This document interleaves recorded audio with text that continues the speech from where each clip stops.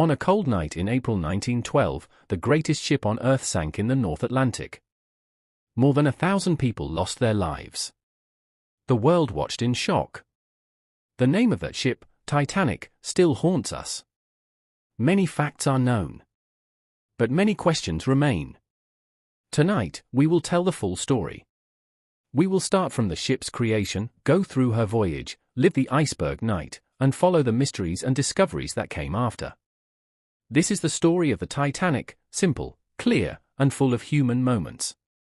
At the start of the 1900s, companies raced to build bigger and better ships. The White Star Line wanted the finest ship for sea travel. So they built the Titanic in Belfast, Ireland. She was huge, more than 880 feet long. The ship had luxurious rooms, dining halls, a swimming pool, and a grand staircase. People called her the finest ship in the world. The builders said the ship's design was very safe. Titanic had 16 watertight compartments. If some parts filled with water, the ship could stay afloat. This idea made people feel she was nearly unsinkable. But long before Titanic sailed, a strange coincidence existed. In 1898, a writer named Morgan Robertson wrote a story about a big ship called the Titan. That ship hit an iceberg and sank in April in the North Atlantic. The Titan had too few lifeboats. The story's likeness to the real Titanic feels like a chill from the past. Many people still speak of that coincidence today. On April 10, 1912, Titanic left Southampton, England. She was bound for New York City. This was her first trip. On board were 2,224 people, a mix of rich and poor, travelers and crew. Some were wealthy first-class passengers. Others were poor immigrants in third class who dreamed of a new life in America. Life on board was very different for different people. First-class passengers ate formal meals, danced in grand rooms, and walked on the deck. Third-class passengers shared smaller cabins but still had hope and conversation. The ship felt safe, proud, and powerful. For 4 days the voyage was calm. The weather seemed kind. But the North Atlantic carried danger. Icebergs floated down from Greenland into busy sea routes. Several ships sent warnings about ice. Titanic received some of these messages. Still, by late evening on April 14, the sea ahead held a mood of quiet danger. April 14 was a quiet night. The sky was clear and there was no moon. The sea was flat, like a black mirror. These calm waters were dangerous because icebergs become hard to see in such light. At 11:40 p.m., a lookout named Frederick Fleet saw something dark ahead. He rang the bell and shouted, "Iceberg, right ahead!" The crew ordered hard to turn the wheel. The engines reversed. But the iceberg struck along the right side of the ship. Steel plates were torn. Water pushed in through a long seam. The iceberg had opened several compartments. Engineers and officers quickly learned the terrible truth: the ship could float if only a few compartments were flooded. But 6 compartments had been damaged. That was too many. Titanic would not remain afloat for long. On board, people did not immediately know the full danger. Some thought it was a small accident.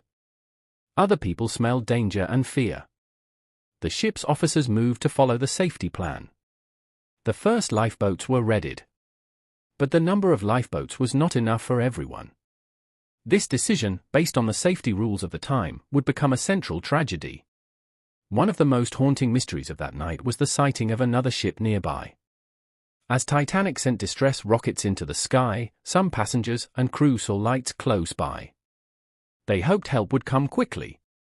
But the other ship did not approach. Many believe the ship was the SS Californian. The Californian had stopped because of ice. Her radio operator had gone to bed. Reports say her bridge crew saw rockets but did not understand they were distress signals. For decades, people debated whether the Californian could have helped if her radio had stayed on. The choices of that ship's crew left a painful question: could more lives have been saved? Other ideas and stories also appeared. Some suggested a different ship or a misread signal. Still, the image of a ship with lights and the failure to rescue became one of the strongest mysteries in the Titanic story. The officers began to lower lifeboats. The crew worked fast. Yet, there were only 20 lifeboats on board. These were enough for around half of the people aboard. That number met the rules then, but it was not enough for a ship of Titanic's size. Many lifeboats left only half full. People did not always obey the order to the women and children first. In some boats, men got in through luck or bold insistence. In others, women and children waited and felt the panic rising. Amid the chaos, small moments stood out. The ship's musicians, 8 men, kept playing music to calm people.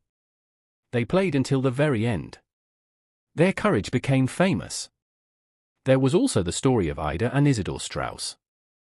When lifeboats came by, Ida refused to leave her husband. She said she would not go without him. They stayed on deck together. Their devotion touched many hearts. Another passenger, Margaret Mollier Brown, helped women into boats and later urged her lifeboat to go back to rescue more people. Her strong voice and action made her famous as the unsinkable Molly Brown. In the engine rooms, the engineers and stokers stayed at their posts. They kept the lights on as long as they could. Their work helped others find their way to lifeboats in the dark. They gave their time and lives so others might live. Time moved fast. As the bow sank deeper, the stern rose high into the air. People clung to rails and ropes. Some jumped into the water. Others prayed. The sounds of the ship, pipes, doors, metal groaning, filled the night. At about 2:18 a.m., the great ship broke into 2 parts. The bow sank more quickly, and the stern stayed on the surface longer before it too went down. Witnesses later spoke of a loud crack and a rush of water. The water was bitterly cold, below freezing.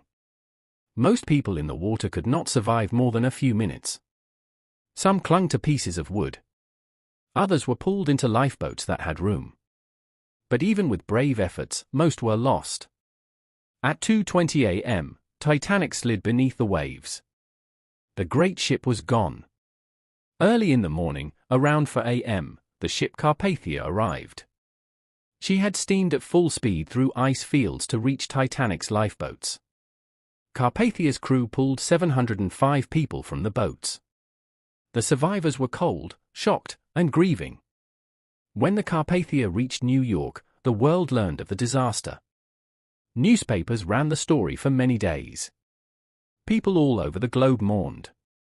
Questions came quickly: why had the ship carried so few lifeboats? Why had warnings not been followed? Who was to blame? 2 large official investigations began, one in the United States and one in Britain.